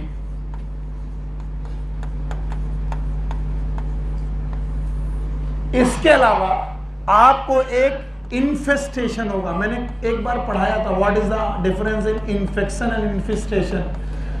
जब कोई माइक्रो ऑर्गेनिज्म घुसे तो इन्फेक्शन, और जब कोई पैरासाइट इन्फेस्टेशन। जैसे अगर आपको टीनिया हो जाए, इन्फेस्टेशन। एस्कैरिस, तो जब आपकी बॉडी में कोई पैरासाइट घुसने लगे तो इन्फेक्शन की इन्फेस्टेशन। जब बैक्टीरिया घुसना, वायरस घुसना, फंजाई घुसना, टीनिया सोलियम,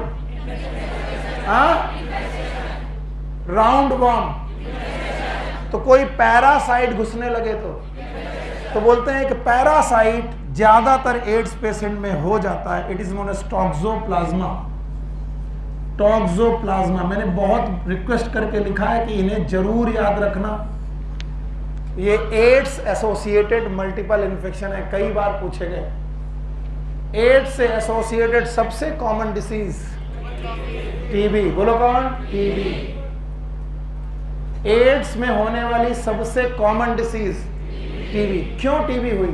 क्योंकि आपकी इम्यूनिटी टीबी से लड़ रही। दूसरा, तीसरा, दांत खाज खुजली इतनी होने लगेगी खत्म ही नहीं होगी। फिर इन्फेस्टेशन, बोलो कौन?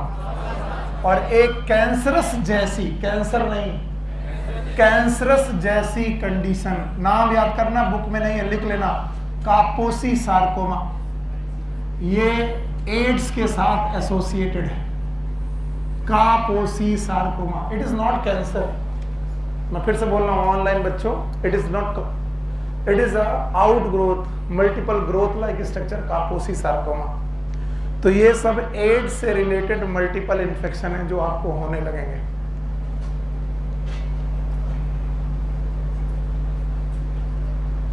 These are AIDS related infection.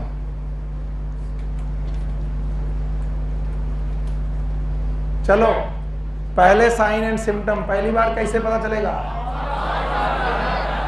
Diarrhoea, weight loss, loss of पक्का। और इसके बाद इन्फेक्शन, एक की मल्टीपल इन्फेक्शन में, बैक्टीरिया में, टीबी, वायरस, फंगस, इन्फेस्टेशन में। मैं पहले बता दूं ये सब एनसीईआरटी में है, मैंने नहीं कहीं से अलग से पढ़ा है, ना गूगल किया है। Everything has been written in NCERT except Kaposi's. घर जाके मेरी रिक्वेस्ट है आप एनसीईआरटी से जरूर पढ़िएगा। इसके बाद है डायग्नोसिस एंड, हटा दें, पढ़ा दें, नहीं पढ़ा दें, नहीं सर पढ़ा दें।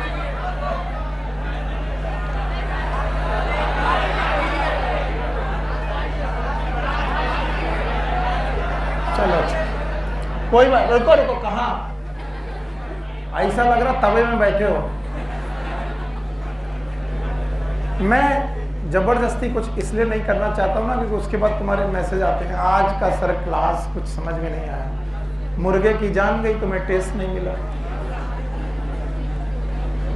इतना बिना बताए अगर उठे तो मम्मी कसम है। हाँ बिना बताए। एड्स बताना है पूरा जितना अभी तक पढ़ा है, बताओगे? फिर घर जाओगे। एड्स का फुल फॉर्म, एक चीज भूल गए, ये पहली बार 1981 में पता चली। कब पता चली? पहली बार एड्स का पेशेंट कब पता चला? 1981। पक्का? बताओ पूरा हो गया।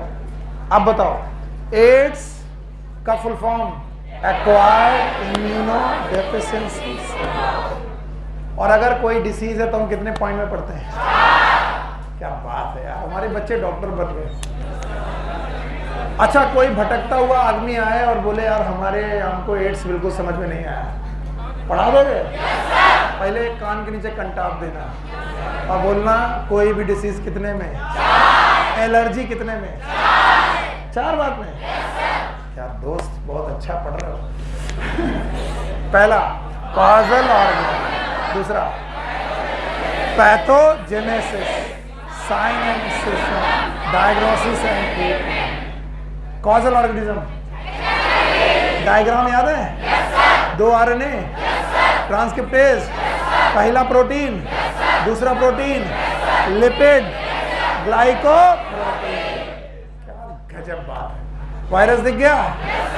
अब चलो अंदर चलते हैं। इन्वेजन के कितने तरीके? मल्टीपल सेक्स अनप्रोटेक्टेड, याद है? Blood transfusion, needle use, mother to child. पक्का? 4 ग्रुप मिले, नशेड़ियों से दूर रहे, बार बार ब्लड ट्रांसफ्यूजन। पक्का? मल्टीपल सेक्स पार्टनर नहीं है, प्रोस्टिट्यूशन से बचे। यस और नो? अब कुछ लोग बच नहीं पाएंगे, जैसे बच्चे माँ से बच नहीं सकते। 4 ग्रुप हो गए। बताओ इन लोगों को एक समाज से भगा देना चाहिए। छूने से उन्हें भगाने की जरूरत। इनकी साइकोलॉजिकली ट्रीटमेंट हमें करते रहना चाहिए। कोई बात नहीं, जो हुआ सो हुआ। कितने साल हैं? 5 से 10। इन्वेजन हो गया। एडाप्टेशन याद है? पहले माइक्रोफेज में घुसेगा, फिर उनमें मल्टीप्लाई करेगा।